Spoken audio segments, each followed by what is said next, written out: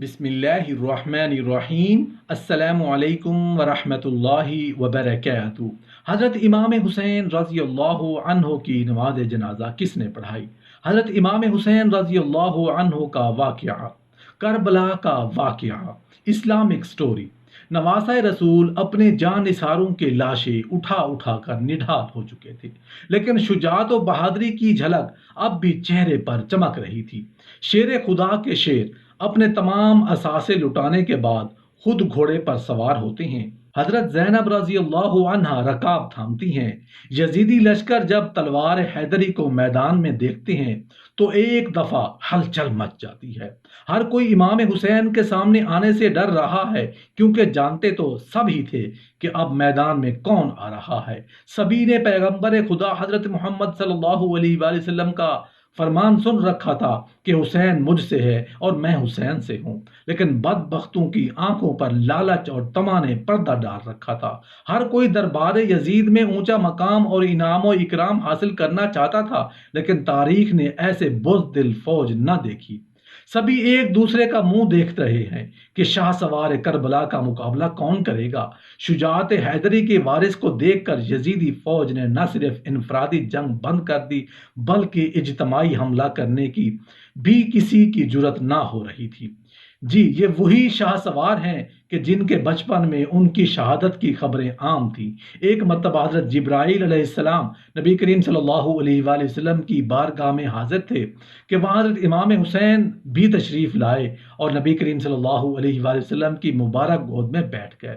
جبرائیل امین نے عرض کیا، اے اللہ کے رسول، آپ کی امت آپ کے اس بیٹے کو شہید کر دے گی۔ حضرت جبرائیل نے مقام شہادت بھی بتایا اور مٹی بھی پیش کی۔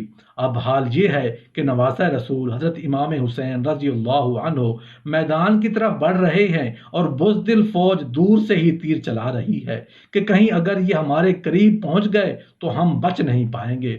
امام علی مقام کا تیر لگ چکے ہیں۔ شمشیر حیدری پر پورا لشکر یک بارگی سے حملہ آور ہوتا ہے۔ خوف کے مارے فوجیوں کی گردنیں کٹ رہی ہیں۔ سینکڑوں یزیدی فوج جہنم واصل ہو چکے ہیں۔ اچانک امام علی مقام کو اذان کی آواز سنائی دی اور آپ نے اپنی تلوار روک دی اور نماز پڑھنے کی مہلت مانگی۔ یہی وہ وقت تھا کہ جب شمر کے جوش دلانے پر مالک کندی نے پیچھے سے ایسا وار کیا کہ تلوار گلا مبارک کو کاٹتی ہوئی سر تک پہنچ گئی۔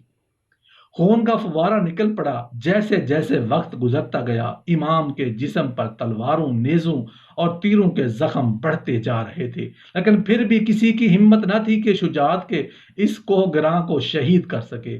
شمر ملعون کے کہنے پر سب نے تیروں کی برسات کر دی۔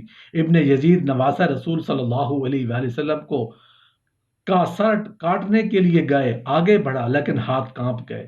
پھر شقی القلب، بدبخت اور ذلیل سنان بن انس آگے بڑھا اور انعام و اکرام کی لالچ میں امام علی مقام کا سر تن سے جدا کیا۔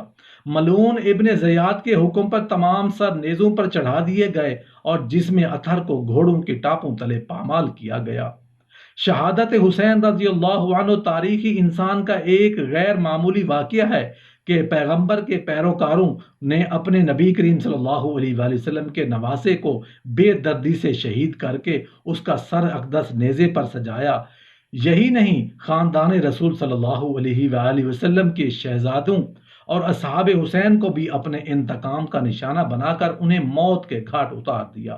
نواسہ رسول حسین ابن علی رضی اللہ عنہ اور ان کے 72 جان نثاروں کے خون سے کربلا کی ریت ہی سرخ نہیں ہوئی تھی، بلکہ اس سرخی نے ہر چیز کو اپنی لپیٹ میں لے لیا۔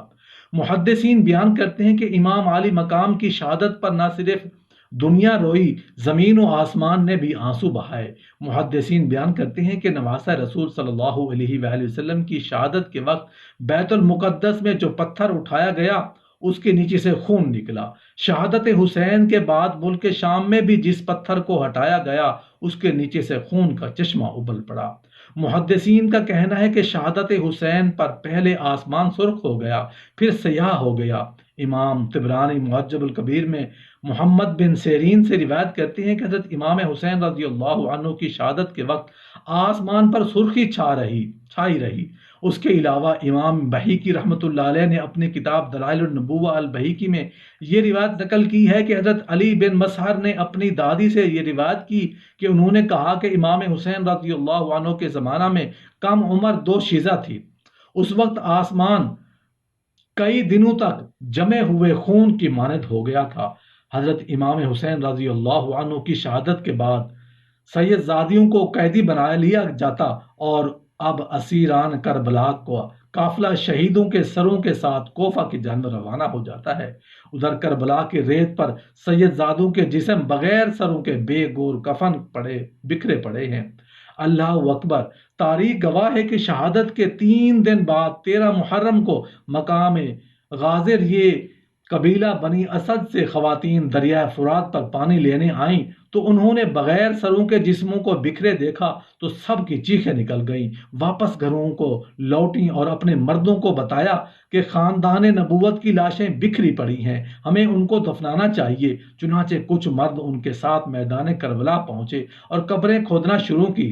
سبھی جنازہ پڑھنے کے لیے تیار تھے کہ اتنے میں ایک گھوڑا سوار شخص آیا اور حضرت امام حسین رضی اللہ عنہ کے جسم کے ساتھ لپٹ کر رویا۔ اس شخص کا رعب و دبدبا اتنا تھا کہ ان کے لیے مصلی خالی کر دیا گیا۔ انہوں نے نماز جنازہ پڑھایا اور پھر ایک ایک جسم کو نام سے پکارتے اور دفن کرتے رہے۔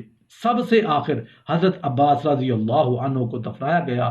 جب وہ گھڑ سوار جانے لگا تو قبیلہ بنو اسد نے پوچھا کہ آپ کون ہیں؟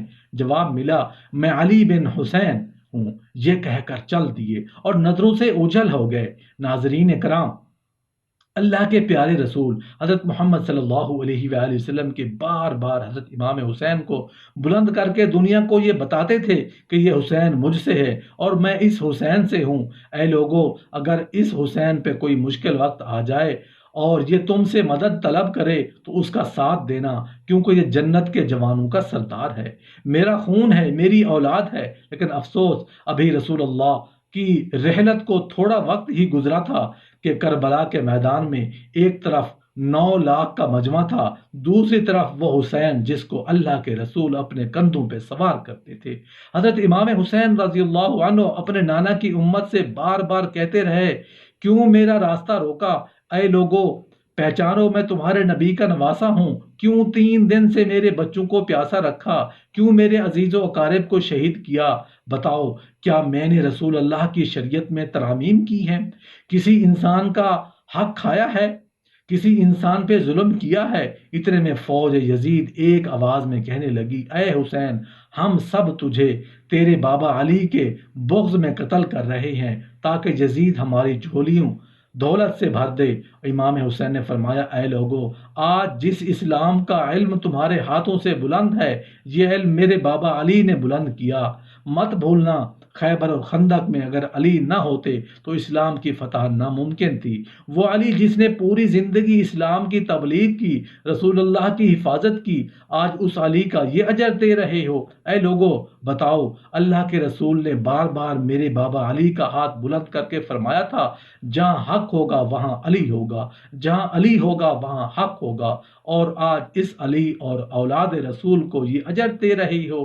اللہ سے دعا ہے کہ ہم نبی آخر الزماں حضرت محمد صلی اللہ علیہ وآلہ وسلم اور ان کی پاک آل پر اپنے جان نثار کرنے والے بن جائیں۔ اے اللہ پاک، ہمارے گناہوں کو بخش دے اور ہمارا حشر بروز قیامت نبی کریم صلی اللہ علیہ وآلہ وسلم اور ان کی آل پاک کے ساتھ کرنا۔ آمین یا رب العالمین۔